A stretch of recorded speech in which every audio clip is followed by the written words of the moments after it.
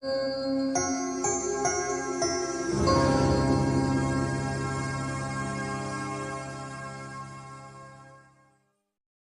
الله الرحمن الرحيم. قرآني نبض حياتي، قرآني طهر ذاتي، قرآني عصمة أمري، قرآني طوق نجاتي. قرآني نبض حياتي، قرآني طهر ذاتي، قرآني عصمة أمري، قرآني طوق نجاتي. آيات الله حمتني، غمرتني بالبركات، تحفظني من همزات الشيطان ومن زلاتي. آيات الله حمتني، غمرتني بالبركات، تحفظني من همزات الشيطان ومن زلاتي. Alhamdulillahirrabbilalamin, wabihi nasta'in, wa sallallahu ala Muhammadin wa ala alihi wasallam. Allahumma salli ala Muhammad wa ala Muhammad. Allahumma salli ala Muhammad wa ala Muhammad. Allahumma salli ala Muhammad. Ya, kita punya pembahasan tentang fitrah. Sebagaimana kita sudah singgung sebelumnya, sebenarnya kata fitrah itu hanya sekali saja datang di ayat suci Al-Quran, tapi derivasinya ya tentu istilahnya tidak satu ayat, beberapa ayat. Hanya saja ayat Fatirus samawati wal ardh. Jadi Allah adalah Fatir. Fatir bisa dimaknakan pencipta. Jadi fitrah bisa dimaknai sebagai sesuatu yang sudah diletakkan pada diri manusia, bersifat dari penciptanya, artinya sesuai dengan penciptaannya.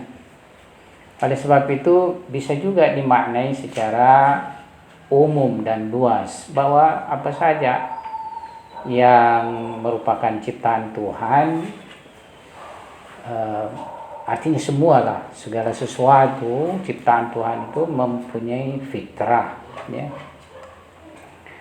Namun yang sering kita bahas atau sering diutarakan, fitrah itu yang berkenaan terhadap manusia, yakni pada diri manusia terdapat suatu hal, jadi dia bersifat wujudiyah sebagaimana sudah kita jelaskan. Dia bersifat eksistensial, bersifat wujudiyah, yakni sesuatu yang didapatkan pada diri manusia, bukan pengetahuan konseptual, bukan perolehan, ya. Dia adalah sesuatu yang ditanamkan pada setiap manusia dalam bentuk kehadiran, ya. Jadi dia, kalau kita istilahnya dia sinhe, itu sejenis pengetahuan apa, ya adalah pengetahuan huduri, ya. Dia ditemukan pada setiap jiwa, setiap nafs, ya, fitrah tersebut. Nah, yang kita maksudkan fitrah juga pada manusia itu adalah sesuatu yang didapati pada diri manusia, keinginannya kepada hak subhanahu wa ta'ala, iradahnya, kehendaknya kepada hak subhanahu wa ta'ala, baik dalam artian suatu bentuk pengetahuan huduri maupun dalam bentuk keinginan penyembahan kepada Allah Subhanahu wa taala. Nah, dalam pembahasan ini kita akan membahas tentang kecenderungan fitrah manusia kepada hak, ya. Hak di sini bisa dimaknakan secara lugawi, yakni kebenaran, bisa juga dimaknai sebagai misdaqi. Misdaqi yakni wujud hak subhanahu wa ta'ala. Nah, sebagaimana sudah kita singgung bahwasanya manusia mempunyai kecenderungan kepada Tuhan. Manusia memiliki kecenderungan kepada hak subhanahu wa ta'ala. Tetapi ada juga semacam sanggahan, memang benar bahwa manusia mempunyai kecenderungan kepada Tuhan. Manusia mempunyai kecenderungan kepada kebenaran, ya. Tapi di sisi lain manusia juga punya kecenderungan kepada kebatilan, ya. Yakni pada diri manusia terdapat potensi untuk mencari Tuhan, untuk mencari hakikat, ya. Dan potensi ini ya bisa saja manusia realisasikan sampai pada tingkat keaktualan. Nah, kalau bentuknya seperti demikian tentu fitrah ini mengalami kesempurnaan, ya. Tapi begitu juga, ya, kecenderungan kepada kebatilan, kecenderungan kepada kekufuran yang ada pada diri manusia, ia juga bisa realisasikan sampai tingkat aktual. Dia menjadi orang kafir, menjadi orang yang jahat, ya. Jadi semua potensi ini bisa manusia pilih, ya, yang mana dia ingin realisasikan, baik itu fitrah kepada kebenaran maupun fitrah kepada kebatilan, ya. Nah, jika daya terima atau potensi manusia ini tidak ada, ya tentu manusia tidak akan mencapai pada suatu tingkat aktualitas, ya. Nah, jadi kita ini tidak akan mendapati suatu tingkat aktualitas, tingkat realitas kalau tidak ada potensinya pada diri kita. Ya, taruhlah misalnya ini. Batu tidak bisa menjadi kufur atau iman sebab tidak ada pada diri batu potensi. Ya. Atau misalnya yang dekat dengan manusia, kerak misalnya. Kerak tidak bisa disebut sebagai kerak beriman atau kerak kafir. Tidak ada potensi pada dirinya. Ya. Yang punya potensi keimanan dan kekafiran pada maujud ciptaan Tuhan itu manusia dan jin. Ya. Sebab jin juga itu punya potensi untuk beriman dan kafir. Sekedar intermezzo, katanya jin itu tidak ada sunni. Kalau di dalam mazhab manusia kan kita ini ada sunni ada syiah, ya toh? Tapi kalau di jin itu tidak ada sunni. Kenapa tidak ada sunni? Sebab usia jin itu beribu-ribu tahun. Kalau manusia ya ratusan tahun paling tinggi, misalnya 100 tahun. Sekarang ini kita tidak dapati manusia bisa berusia sampai 200 tahun. Ya, kecuali Imam Zaman, Jalallahu ta'ala farajul syarif, Hasrat Isa al-Masih, Nabi Khidir, dan ada mungkin lainnya yang tidak kita kenali. Tapi pada umumnya manusia berusia 100 tahun paling maksimal atau 100 sedikit lebih sedikit, ya. Manusia. Tapi kalau jin justru berusia panjang-panjang semua, ya. Kalau misalnya dia mati mungkin usia 100 tahun itu masih dianggap bayinya jin mati. Nah, jadi kenapa misalnya sekarang tidak ada jin sunni?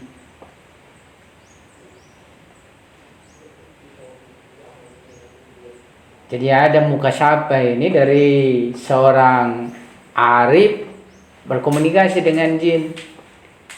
Ya. Jin tersebut berkata, di kalangan kami itu hanya dua, kafir atau muslim. Kalau dia muslim, Syiah. Apa sih itu Syiah? Syiah yakni yang mengakui dan mengikuti wilayah Amirul Mukminin Ali alaihissalam secara langsung setelah wafatnya Nabi Shallallahu Alaihi Wasallam. Karena kalau Sunni itu juga mengaku wilayah Amirul Mukminin sebagai khalifah keempat, bukan langsung setelah meninggalnya Rasulullah Shallallahu Alaihi Wasallam.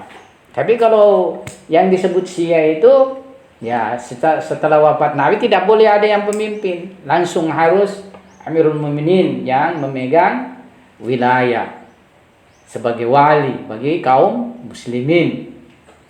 Ya. Jadi itu sebenarnya perbedaan urgensinya ya. Ada pula yang lain yaitu istilahnya ininya dari taklimnya itu, dari pengajarannya ya. Nah, kalau saya bertanya, coba kalian pikir, kenapa tidak ada Sunni di kalangan jin? Tadi sudah kita sebutkan bahwa jin berusia panjang. Kalau manusia kan tidak berusia panjang. Ya.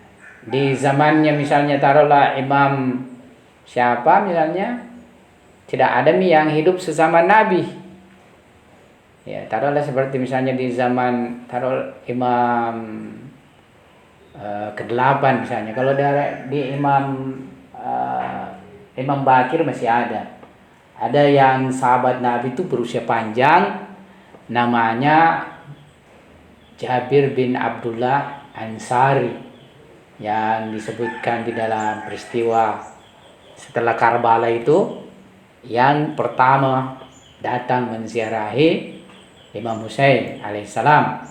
Jadi dia memang dinubuatkan oleh Nabi akan berusia panjang dan berjumpa dengan Imam Bakir alaihissalam. Kemudian Nabi mengatakan, kalau kamu menemukan putra saya ini, ya sampaikan salam saya kepadanya. Dan dia memang benar bertemu dengan Imam Bakir alaihissalam. Ya, ini masih sahabat. Tapi sesudah sahabat tidak ada lagi, dia paling berusia panjang. Ya. Kira-kira apa? Ya.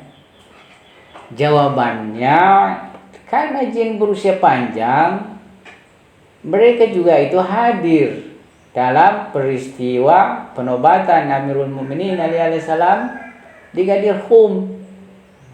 Mereka juga membayat itu Amirul Mukminin. Bahkan dalam riwayat, batu pertama itu yang membayat Amirul Mukminin batu akik Yamani.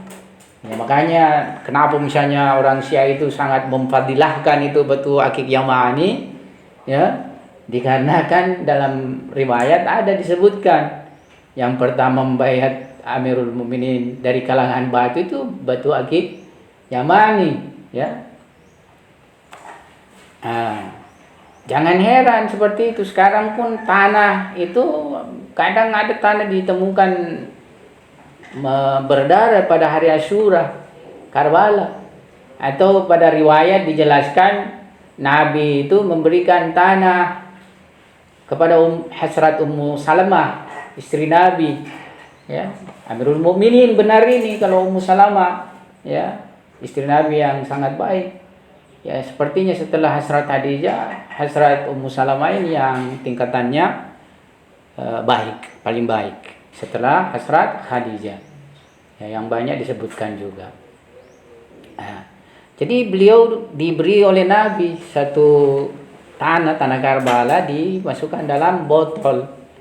Nah, kalau ini sudah berwarna merah, bahwa putra Nabi Hazrat Imam Husain itu sudah mengalami syahadat, ya, seperti itu. Dan benar pada peristiwa Asyura, hari Asyura, ya, itu pun tanah berdarah.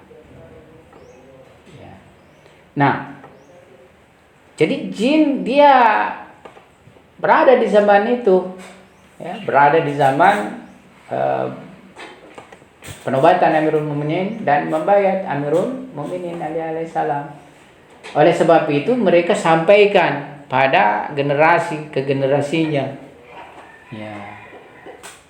Jadi tidak ada yang bisa mengingkari. Cuma kufur boleh kufur, kafir, ya. Tapi tidak bisa bilang ada Sunni yang menafsirkan seperti Sunni misalnya makna maula itu adalah kekerabatan, sahabat, bukan makna kepemimpinan. Anehnya mereka juga menerima Umar bin Khattab maju ke depan membayat Imam Ali, menjabat Imam Ali, kemudian bilang barkhin. Ya, kamu sekarang adalah pemimpin seluruh kaum muslimin, ya. Ya. Oke. Jadi fitrah pada manusia itu ditanamkan kecenderungan kepada kebenaran. Tapi mengapa ya kita juga menjumpai kecenderungan kepada kebatilan? Dan semuanya ini bisa menjadi aktual karena potensi bagi manusia. Bahkan Al-Qur'an kan mengisyaratkan, ya, wa nafsi wa ma sawaha fa alhamaha fujuraha wa taqwaha. Ya. Demi jiwa beserta kesempurnaannya, penyempurnaannya, ya, kami ilhamkan padanya kecenderungan kepada takwa dan fujur, keburukan, kejahatan, ya. Nah, jawabnya bahwasanya menurut pandangan Ayatollah Jawadi Amuli hafizahullah, yakni semoga Allah menjaganya, karena masih hidup beliau sudah hampir 100 tahun usianya, masih hidup. Dari sebelum waktu saya awal datang di sana itu mungkin usia 60-an lebih, itu masih kekar badannya, masih wajahnya masih ini. Tapi sekarang tuh jalannya membungkuk, kemudian guratan wajahnya sudah sangat berkerip, tua, ya. Ya. Tapi masih dalam mengajar, masih sangat ini. Ya. Ya, menurut beliau, jadi nafs manusia itu atau manusia itu bukan lauh. Tahu lauh? Lauh itu tempat menulis di zaman dulu, ya. Kayak batu yang dimana orang menulis dulu dan dihapus. Misalnya dulu orang pakai batu, di situ dia tulis, dia hafal, baru dia hapus. Kalau sekarang kita tulis, banyak ditulis, tidak ada yang dihafal, tidak ada yang melengket, ya. Ya. Kalau orang dulu dia, karena itu memang juga jadi bukunya, kalau dia tidak hafal hilang, kalau dia hapus dia tidak boleh menulis lagi kan, harus yang lain lagi diambil kan, ya. Jadi menurut beliau manusia itu bukan lahu yang tidak tertulis, yang kosong. Jadi ini bertentangan dengan teori tabula rasa, kalau tidak salah filosof Inggris John Locke, ya, kalau tidak salah, bahwa manusia ibarat kertas putih, ya, yang mana ya semuanya itu diperoleh dengan lewat ditulisi semuanya, istilahnya kan, warnanya itu, ya. Kalau menurut beliau manusia bukan lau yang tak sama sekali tidak punya tulisan, ya, tidak tertulis, tapi ada sejemput perkara itu sudah ada pada manusia, ya. Jadi manusia bukan berarti segala sesuatu yang ada padanya itu ditahmil kepada dirinya, maksudnya diberi, didatangkan, atau bahkan bisa dikatakan dipaksakan dari luar. Tidak, menurut beliau, ya.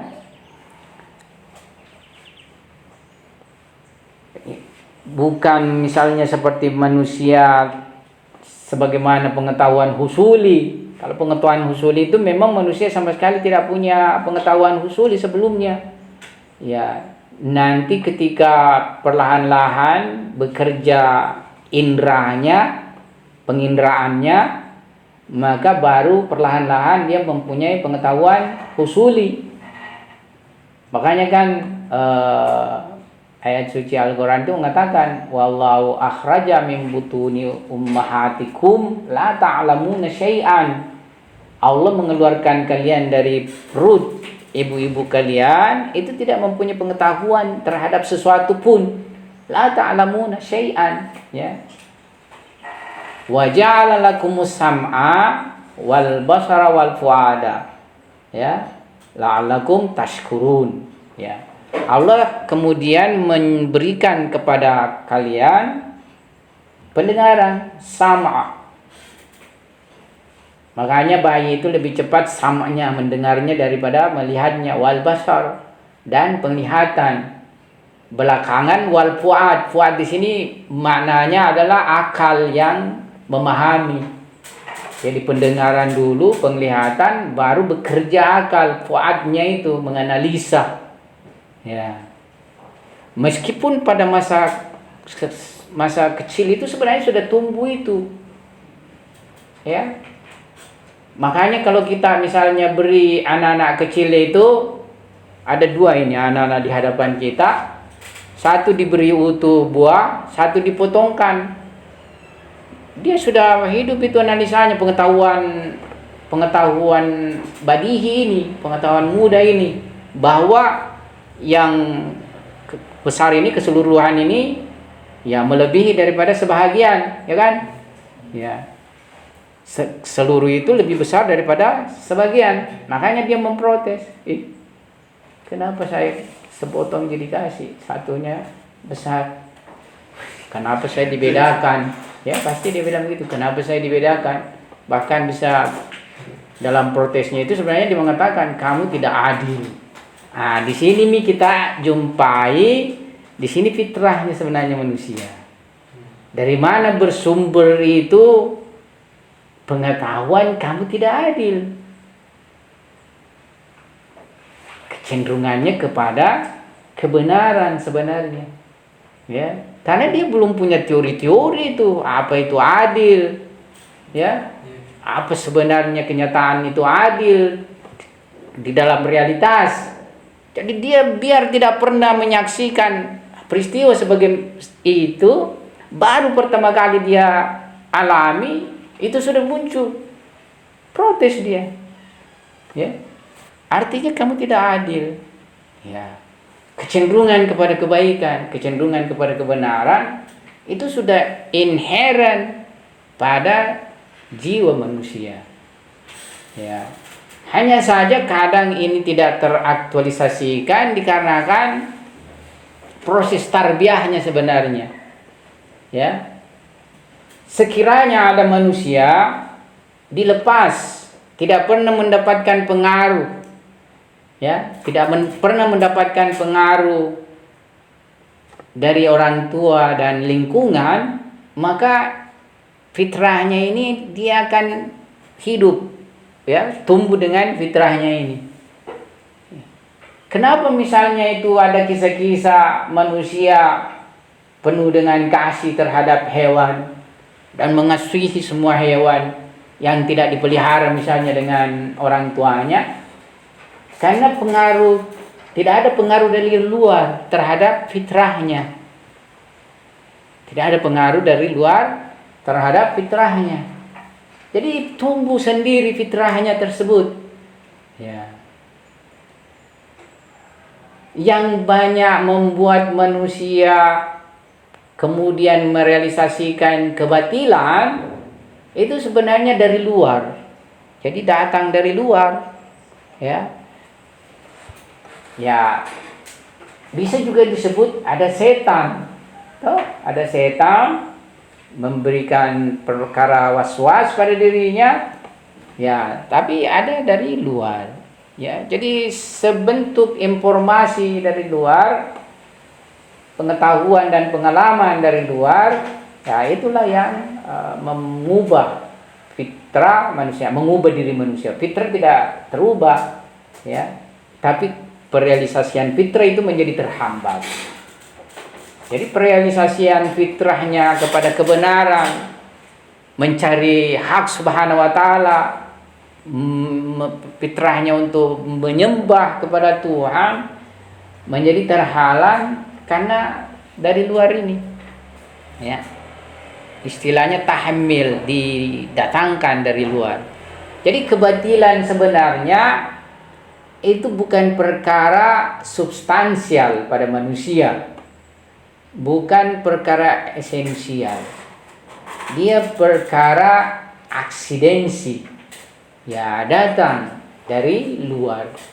Sebenarnya semua manusia itu bukan, kita itu kadang berpandangan di alam ini lebih banyak kejahatan daripada kebaikan.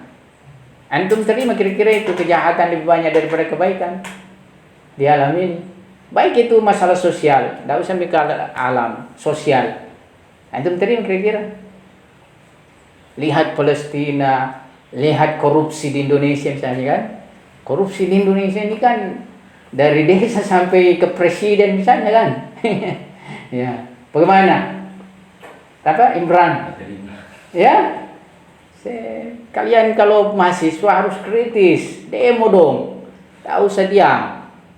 Kalau saya ini kan ada kepentingan sampai diam, ya. Kalau tidak juga ada kepentingan penting, saya pengen turun juga, demo terus ini. Ya, tidak ada presiden yang bisa ini kan, ya, masalah seperti ini. Ada semua kong kali kongnya dengan orang-orang kaya, orang yang punya kepentingan, berebut kekuasaan sebenarnya, berebut siapa yang mempengaruhi orang-orang kaya hari ini, ya, di Indonesia. Oke, itu intermezzo. Jadi dia bersifat aksidensi. Jadi tidak bisa kita katakan kejahatan dan keburukan hari ini lebih banyak daripada kebaikan dalam fenomena kehidupan sosial. Kalau begitu berarti carut marut ini kehidupan, ya kan? Tidak setiap hari itu orang korupsi kan?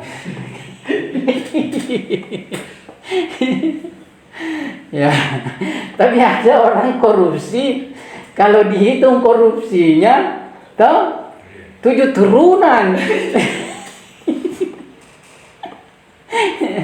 Ya, 7 turunan bisa dimakan itu hasil korupsinya.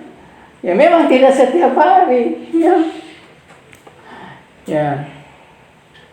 Tidak setiap hari itu orang mencuri, orang minum keras, orang berjudi dan lain sebagainya, ada waktu-waktunya, toh? Jadi jadi keburukan itu. Jadi tenang-tenang begini tidak ada keburukan kan? Ya. Jadi lebih banyak sebenarnya itu kebaikan, tetap sangat lebih banyak. Ya. Al-Quran mengatakan sekiranya tidak diperinikan manusia itu ya saling menghancurkan. Ya. Jadi keburukan memang banyak, tapi tidak lebih banyak daripada kebaikan. Hatta setan itu punya kebaikan. Ya, ini kadang orang kaget, orang-orang salaf itu sudah protes. Wih, setan itu pokoknya keburukan segala-galanya. Ya. Setan itu tidak menipu sesamanya setan. Ya tuh, minimal ada kebaikannya pada sesamanya. Itu juga para pencuri itu tidak mengkhianati dia itu sesama pencuri. Beda kita ini orang beriman, orang baik-baik, mengira diri kita orang baik-baik, saling mengkhianati kita, saling mendustai. Ya toh? Tapi di kalangan pencuri itu, betul-betul mereka itu memegang yang namanya persaudaraan sesama pencuri, gitu. Ya. Ya. Setan itu tidak mengkhianati sesama setan, ya. Dia juga berkasih-kasihan sesama setan. Kita sama-sama sesat dan akan masuk neraka. Ya, kita harus bekerja sama dengan baik menjatuhkan manusia. Ya, iya, supaya tambah kita punya teman di sana nanti. Ya. Jadi, ya kebatilan itu hanya perkara aksidensi. Ya, dia datang dari luar, kemudian dipengaruhi dengan syahwat, dipengaruhi dengan was-was setan, sehingga dia juga menuju kepada keaktualan. Ya, makanya itu menjadi permasalahan itu tentang keabadian. Maksudnya bukan permasalahan, maksudnya menjadi perbincangan keabadian di dalam azab neraka. Meskipun bahasa Al-Quran itu kan khalidina fiha abada, ya kan? Khalidina itu artinya kekal, fiha di dalamnya, abadan selama-lamanya. Ya, jadi ada penghuni neraka nanti dia kekal di neraka selama-lamanya. Ya. Tapi sebagian berpandangan itu sebenarnya bahasa semacam orang tua kalau mengancam anaknya. Ya. Misalnya dia ancam anaknya, jangan lagi kamu pergi main di sana ya. Misalnya dia pergi main di sana kotor-kotor bajunya kan. Jangan pergi lagi main di lumpur ya. Awas kalau kau main di lumpur ya, saya jewer kamu punya telinga, ya kan gitu. Tapi sang anak itu pergi juga main di lumpur. Kembali di rumah, orang tuanya tidak jewer telinganya. Ya. Hanya saja untuk mencegah dia. Ada juga bahasa begitu, ya. Jadi hanya untuk mencegah kita jangan jatuh pada perbuatan dosa, maksiat, supaya kita jangan Tuhan mengancamkan misalnya kekekalan di neraka supaya jangan kita kafir dan lain sebagainya. Ada yang berpandangan seperti ini, ya. Tapi bukan berarti ini yang harus kita terima. Nah, oleh sebab itu, jadi manusia tidak semuanya misalnya dia memaknai begini, tetap kekal di neraka, tapi azabnya itu yang tidak kekal. Jadi merasakan azab, merasakan siksanya itu tidak kekal. Dia nanti justru akan merasakan juga kenikmatan. Ada yang berpandangan seperti ini. Yang berpandangan seperti ini bukan para juga, urafah seperti Ibnu Arabi lah, ya. Tapi ada yang berpandangan tetap ada azabnya. Karena dia tidak inheren dengan hakikatnya. Ya. Dia tidak inheren dengan hakikat dirinya. Jadi tetap merasa sesuatu itu sebagai azab baginya. Ya, cuma mengalami perasaan berkurang. Mengalami perasaan berkurang terhadap azab tersebut. Ya. Mengalami perasaan berkurang saja. Ya. Jadi kita misalnya kalau pertama mendapati suatu lingkungan misalnya bau busuk, ya, bau busuk, itu menyiksa kita. Ya toh? Menyiksa kita kan? Ya. Antum mungkin pernah lewat di tempat pembuangan sampah di Antang sana. Kalau Syahrul sering lewat lah. Kalau antum mungkin tidak. Ya toh? Ya pernah juga. Ya Imran ya sering lah kan. Di sana kan apa? Imran namanya. Nah, di sana kan bau kan. Kalau kita itu datang, sangat tersiksa kita. Tapi kenapa masyarakat di situ hidup ji? Ada rumahnya mereka, bangun rumah mewah-mewah juga di situ. Ya, dia sudah tidak tersiksa dengan baunya itu. Jadi sudah karena terbiasa, tidak mengalami lagi semacam ketidaksukaan, siksaan. Tapi coba dulu lagi pergi sebulan tidak di situ, awal datang itu merasa lagi, ya, merasa lagi itu awalnya. Ya, artinya dia sudah beradaptasi itu, sudah kayak menjadi bahagian pada kehidupannya, siklus kehidupannya itu. Jadi sudah tidak merasa tersiksa, tapi tetap merasa adalah, ya, tidak hilang itu bau, pasti dia tetap bisa membedakan, oh ini bau harum dan ini baunya dari sampah sana kan. Nah, jadi ada juga yang berpandangan seperti ini, seperti Arif dan filosof Mullah Sadra, ya. Jadi kalau Ibnu Arabi sama sekali nanti tidak ada lagi azabnya, tapi berubah menjadi nikmat. Kalau mula sadra tetap ada azabnya, tapi dia sangat sedemikian berkurangnya dan beradaptasi pada dirinya. Ya, jadi seperti itu. Karena agak berat juga kalau kita melewati bahasa lahirnya Al-Quran. Paham? Kalau kita tidak dapat dalil akal yang qat'i. Dalil akal yang qat'i yakni yang niscaya, ya. Seperti misalnya Tuhan itu meskipun dia bahasakan dirinya ada kursinya, kita dengan qat'i mengatakan bukan kursi secara lahir ini, ya toh? Ya, ya kan? Ya. Jadi karena ada dalil akli secara qat'i, secara pasti yang kita miliki. Oke? Ya. Jadi pada dasarnya apa istilahnya, kebatilan itu aksidensi saja, datang dia secara cuma teorinya mula sadra didukung ada yang disebut tajahur, ya. Tajahur yakni sesuatu itu awalnya aksiden, ya. Awalnya aksiden. Kita misalnya sejak lahir tidak punya sifat bakhil, ya, tidak punya sifat pengecut, ya. Sejak lahir kita tidak punya itu, tidak punya sifat bakhil, pengecut, sifat hasud. Ada enggak orang kira-kira sejak lahir sudah punya sifat hasud? Hasud, tahu hasud? Iri, dengki. Ada enggak? Itu kan nanti berrelasi pada orang lain kan, baru ada yang disebut sifat hasud kan, ya toh? Jadi tidak ada orang yang sejak lahirnya sudah punya sifat hasud, ya. Berarti hasud ini aksiden, namanya saja sifat, ya toh? Kalau pada Tuhan sifat identik zat.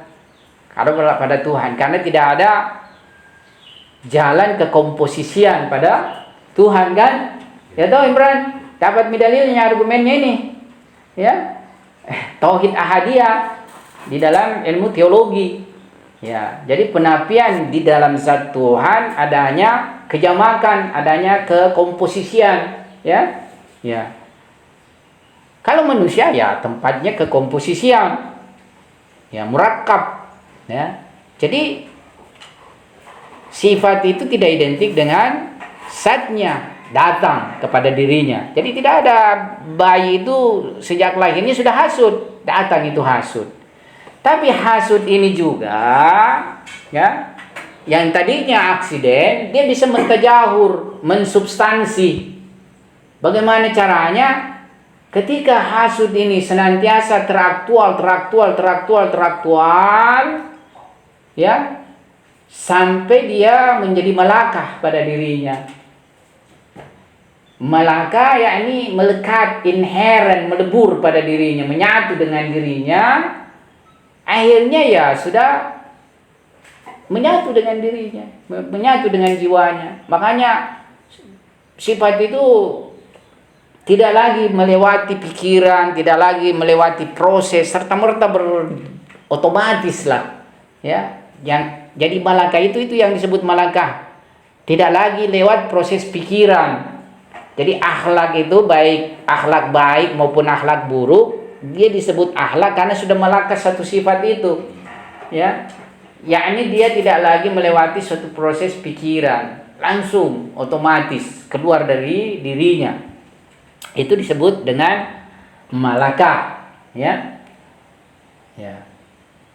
Karena dia sudah mentajahur, dia sudah tidak bisa lagi hilang pada dirinya, ya. Sudah menyatu pada dirinya. Nah, inilah yang membuat dirinya tidak akan nanti benar-benar hilang dari suatu azab misalnya.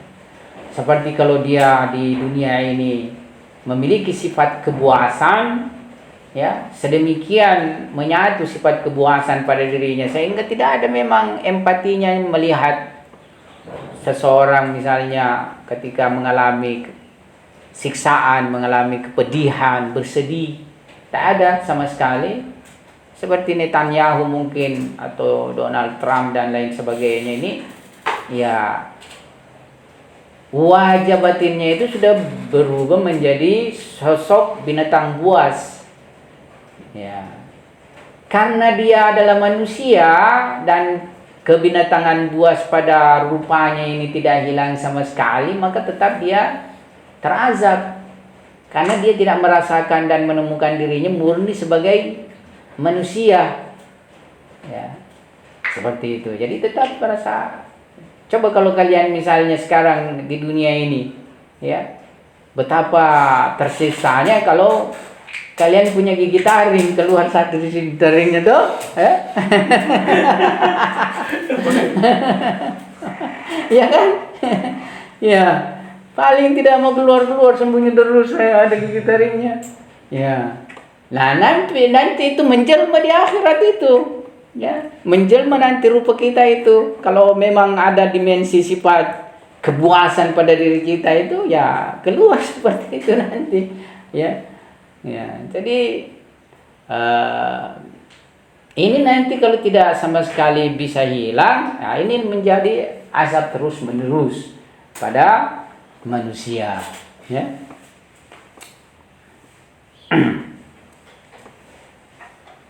Nah sekarang. Jadi permasalahan fitrah ini dia bukan sejenis pengetahuan, ya tadi pengetahuan husuli, ya. Dan pada dasarnya dia kalau huduri berarti aini yakni wujudiyah, yang tadi saya singgung eksistensial, ya. Jadi dia tidak terdahului dimensi keilmuan, artinya keilmuan husuli, ya, karena semua pengetahuan husuli nanti diperoleh ketika indera pun bekerja, ya. Tapi ia fitrah ini terdahului oleh aini, yakni wujudiyah, eksistensial. Jadi fitrah itu aini dia pada diri manusia. Fitrah kepada kebenaran, keinginan kepada kebenaran itu aini pada manusia. Ya, menurut Mullah Sadra juga ilmu itu bukan sinhe mahiyah, bukan sinhe mahiyah, ya. Tapi dia adalah sinhe wujudi. Yakni kalau kita terjemahkan sinhe itu kesejenisan, tapi kesejenisan bukan dalam istilah genus, ya. Ya. Dalam istilah bahasa kita. Jadi apa istilahnya, fitrah itu bukan sejenis ilmu husuli, tapi sejenis bukan tadi ilmu itu bukan sejenis mahiyah, ya, tapi dia sejenis wujudi, eksistensi, ya. Jadi makanya dikatakan ilmu husuli saja dikatakan kehadiran konsepsi sesuatu pada akal, ya. Dan dia ketika tidak dihubungkan di luar, dihubungkan dengan diri kita, dia adalah kehadiran suatu yang berdimensi wujudi, toh, ya toh, ya. Di samping itu tadi yang berdimensi sifat-sifat itu semuanya dalam bentuk wujudi eksistensial, sifat benci, sifat cinta, suka, ya wujudi. Nah fitrah juga demikian. Ya, cuma fitrah ini mendahului semua dimensi tersebut, ya. Jadi dia karena Tuhan pencipta sebagai fatir, ya, maka kan begini juga dalam teori falsafah, apa beda kira-kira sebab dengan akibat? Bergantungan, Ustaz. Oke. Lainnya?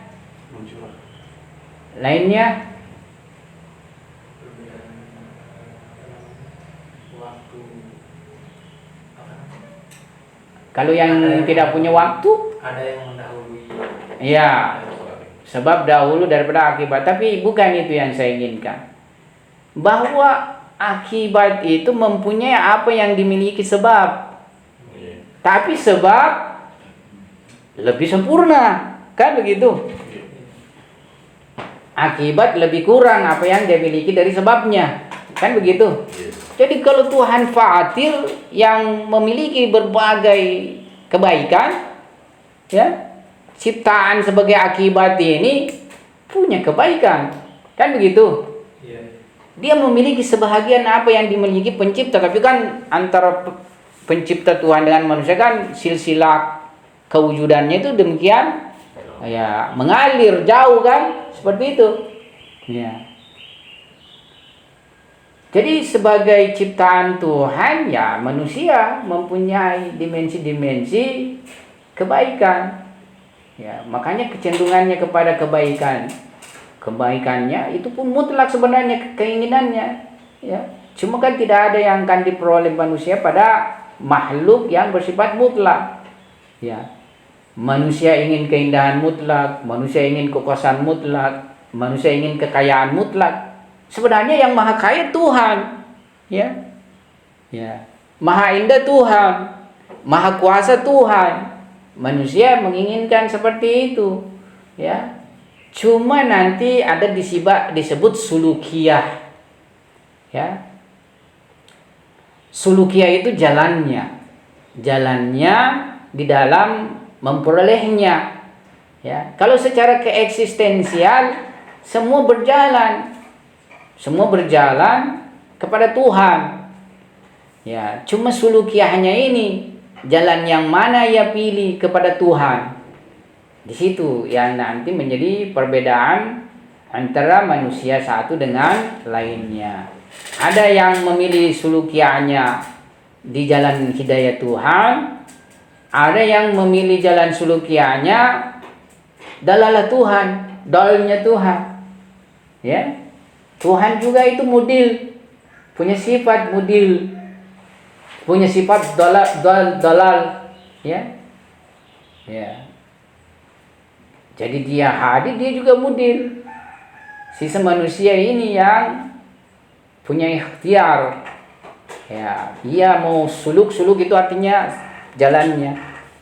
Ya, dia mau bersuluk di jalan hadikah, hidayahkah, atau mudil kesesatankah?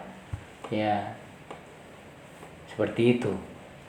Nah, jadi fitrah pada manusia adalah sesuatu yang asli, makanya dia tidak hilang, hanya mengalami keredupan kalau tertutupi dengan berbagai perkara aksiden, ya, karena saking banyaknya hal-hal yang aksiden masuk dari luar, ya. Misalnya cermin awalnya jernih, ya, cermin awalnya jernih kan. Makanya kalau kita menyenter keluar langsung tembus, ya. Tapi sedemikian terkena polusi dari luar, ini aksiden datang ini. Polusi datang. Kalau sudah tebal sekali, kalau kita menyenter, redup sekali misalnya keluar cahaya kan? Ya toh? Ya. Nah, kenapa ada disebut taubat? Ya, ini proses membersihkan polusi ini. Ya. Taubat jalannya kembali ke asli fitrah sebenarnya. Taubat itu kembali ke asli fitrah. Jadi kalau kita melakukan taubat nasuha, taubat yang sejati, yang murni, artinya kita menghapus lagi seluruh polusi-polusi ini sehingga muncul yang aslinya kembali. Ya, muncul diri kita yang asli kembali. Ya. Ya, jadi kebatilan hanya sifatnya aksiden. Cuma Tuhan kasih waktu untuk menghilangkannya di kehidupan dunia ini. Ya. Karena kehidupan dunia ini tempatnya amal, belum perhitungan. Misalnya kalian, selagi kalian ikut ujian, ya, masih punya waktu untuk memperbaiki kesalahan kan? Misalnya sang guru bilang, masih ada waktu 20 menit untuk dikumpul ujiannya. Silakan selidiki apa yang sudah ditulis, benahi yang salah kan? Begitu kan? Tapi kalau saya sudah kumpul, apakah kamu sudah masih bisa? Kan tidak bisa mito, sisa diperiksa mami kan? Ya, di dalam akhirat nanti itu sisa diperiksa mami kita. Bukan lagi untuk memperbaiki, ya. Ya, jadi di kesempatan kehidupan dunia ini yang masih tempat kita memperbaiki ya seluruh hal-hal yang memberi polusi pada kita. Ya, yang memberi polusi pada kita itu dari luar. Pertama, keluarga paling dekat dengan kita, makanya ta'limnya Islam itu sebenarnya sangat keras. Ta'limnya Islam itu harus mendidik anak sejak kecil pengenalan kepada Tuhan. Ya. Setelah itu mendidik anak ibadah. Setelah itu mendidik anak akhlak. Itu tahapan mendidik anak di dalam Islam. Mencegah pengaruh dari luar. Jangan datangkan makanan haram di rumah. Ya. Jangan hasil korupsi didatangkan di rumah. Ya, biar kita serang saja koruptor terus di sini. Ya. Ini koruptor kan banyak sekali sebenarnya dosanya. Kalau dia benar-benar itu, ya. Indonesia ini sekiranya tidak dikorupsi anggaran negaranya itu, anggaran negara sampai 60% mungkin sudah besar juga Indonesia ini. Di zaman Presiden Soeharto saja kita dulu mengidentifikasi itu korupsi itu sampai 60%, sekarang lebih dari itu katanya, ya. Ya. Ada sampai ekstrem mengatakan 90% dikorupsi. Bayangkan. Ya. Tidak ada itu, sah semua ibadahnya itu koruptor. Camkan ini. Karena barang haram kalau dipakai ibadah tidak diterima Tuhan. Bahkan badan yang tumbuh dagingnya dari hasil yang haram tidak diterima ibadahnya itu. Percuma pergi haji, percuma bersedekah, percuma membangun masjid, membangun hausa kalau hasil korupsi tidak diterima. Nol. Ya. Kali nol. Bukan lagi nol, diberikan negatif. Minus lagi. Ya. Dikasih lagi minus. Ya. Jadi seperti itu pada hakikatnya. Tarbiyatan di dalam Islam itu berat. Ya. Jadi taubat itu artinya kembali kepada asli, kembali kepada fitrah. Karena kebatilan, kejahatan, keburukan itu aksiden, ya, datang saja. Tapi ketika dia sangat tebal, memang mencegah fitrah untuk memancar. Mencegah fitrah untuk teraktualisasi. Ya, kalau sedemikian sudah sangat tebal, terkena polusi. Ya, jadi fitrah adalah berdimensi eksistensial, wujudi. Ya, oleh sebab itu, mengapa masih dalam fase perkembangan manusia itu sudah mengenal sebenarnya dimensi-dimensi kebaikan, kebenaran, ya, dan lain sebagainya.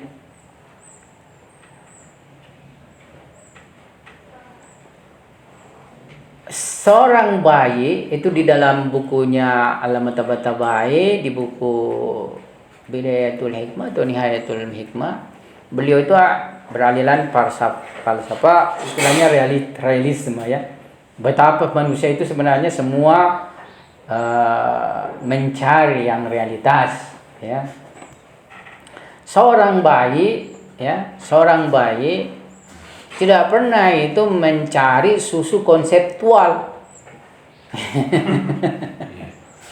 Karena dia dalam dirinya tahu susu konseptual itu, maksudnya tersadar dalam dirinya susu konseptual itu ya tidak bisa menghilangkan ya dahaganya. Makanya dia tidak pernah itu diajari bagaimana menyedot puting susu ibunya supaya keluar air susu. Tidak pengetahuan usul itu. Disodorkan sama ibunya langsung tahu itu mengisap. Iya toh? Ya. Mestinya kan kalau tidak ada hal-hal berdimensi ini semua, mestinya diajari dulu bagaimana mengajari seorang bayi menyedot air susu dari ibu Sementara belum bekerja ini pendengarannya, penglihatannya, apalagi akalnya, ya toh? Ya. Bahkan ada sebahagian hewan dia tidak pernah, misalnya ikannya, ya saya tidak tahu jenis ikan apa. Jadi itu sang induk, sang ibu itu hanya mengeluarkan telurnya saja di tempat situ, ya. Kemudian sang ibu ini pergi, ya. Kemudian sang anak ini menjadi ikan, menjadi ikan toh, ya toh. Tidak pernah ketemu dengan ibunya. Ibunya boleh jadi ma'atimi apa dan sebagainya, tapi ini lagi yang ulang sang anak, ya toh. Ya, tindakan yang sama. Ya.